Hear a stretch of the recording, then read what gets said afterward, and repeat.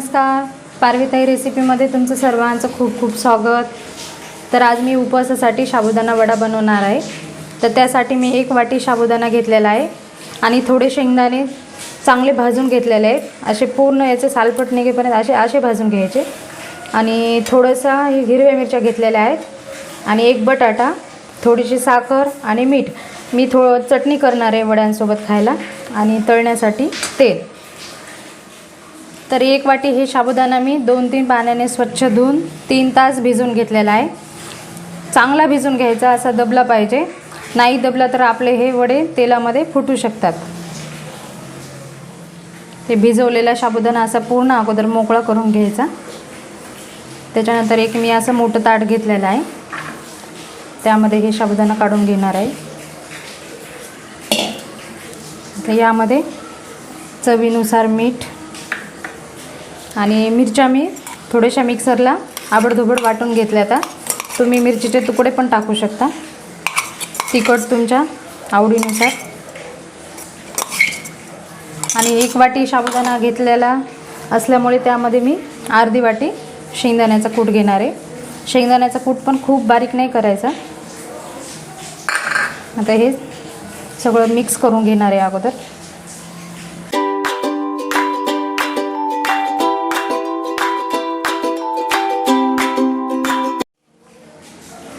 आता हे मिक्स झालेले चांगले यामध्ये। आता यामध्ये मी 1 बटाटा वापरणार आहे, उकडून घेतलेला बटाटा आहे। बटाटा जास्त प्रमाणात नाही वापरायचा, नाहीतर साबुदाण्याचे वडे पूर्ण तेल पितात, त्यासाठी मी 1च बटाटा वापरलेला आहे।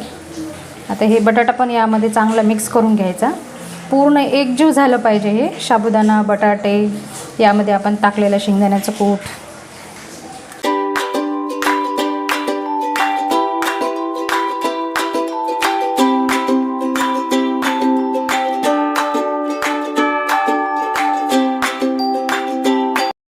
मी तेल गरम करायला ठेवलं होतं, तर तेल अगोदर गरम झाले का चेक करायचं। असं 1 साबुदाणा टाकून बघायचा, लगेच वर आलेलं आहे, त्याच्यामुळे तेल गरम झालेलं आहे। आता गॅस कमी करायचा, फुल गॅसवर वडे तळायचे नाही, नाहीतर वरतून लाल आतमध्ये कच्चेच आणि आपले वडे कुरकुरीत पण होणार नाहीत। तर अशा प्रकारे थोडं थोडं घेऊन हाताला तेल लावून घेतलेलं आहे मी। तुम्हाला छोटे मोठे जशा आकाराचे बनवायचे तुम्ही बनवू शकता। असं थोडंसं हातावर याला प्रेस करून घ्यायचं आणि आता हे मी तेलात सोडणार आहे।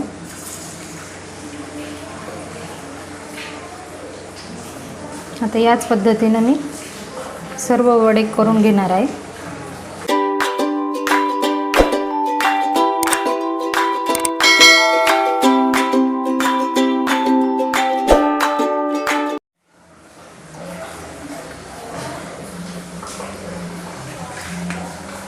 तर सुरुवातीला जे टाकलेलं आहे आपण वडा, ते झालेलं आहे एका साईडने। आता याला मी पलटून घेणार आहे।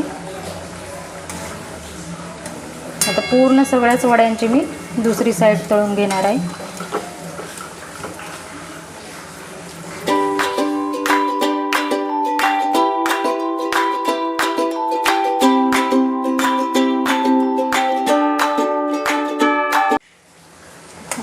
मस्त छान वडे लालसर रंगावर तळून घेतलेले आहेत। आता हे वडे मी काढून घेणार आहे।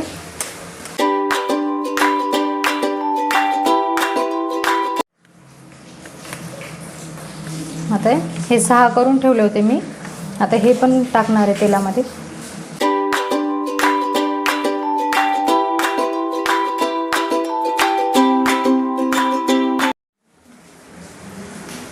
हे पण तळून झालेले आहेत, आता हे पण मी काढून घेणार आहे। तर चटणीसाठी आता मी हे पहिले सुरुवातीला वड्यासाठी मिरच्या काढून घेतलेले होते, त्याच भांड्यामध्ये मी आता हे भाजलेले शेंगदाणे 4-5 मिरच्या टाकणार आहे। तुम्ही तुमच्या आवडीनुसार तिखट टाकू शकता, चवीनुसार मीठ आणि थोडीशी साखर। तुम्ही उपवासाला जिरे खात असाल तर जिरे पण वापरू शकता, मी इथे वापरलेले नाही। आता हे मिक्सरला मी वाटून घेणार आहे। मिक्सरला मी हे वाटून घेतलेलं आहे। आता मी हे चटणीला फोडणी देणार आहे तुपाची। तर हे छोटंसं पातेलं ठेवलेलं आहे. यामध्ये 1 चमचा तूप, जिरे वापरत असाल तर जिरे वापरू शकता यामध्ये फोडणीला, मी वापरलेले नाहीत. यामध्ये मी वाटलेले शेंगदाणे आणि मिरचीचे वाटण टाकणार आहे.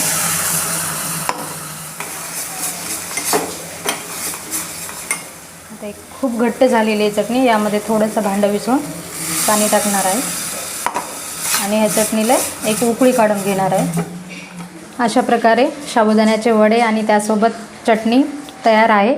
तुम्ही हे उपवासाला पण करून खाऊ शकता आणि असे पण खाऊ शकता. म्हणजे खूप छान लागतात हे टेस्टी वडे. तर खूप म्हणजे असे बिना तेलकट असे वडे झालेले आहेत, तुम्ही बघू शकता. तर माझा व्हिडिओ कसा वाटला, आवडला असला तर लाईक करा, शेअर करा. चॅनलवरती नवीन असाल तर चॅनलला सबस्क्राईब करा.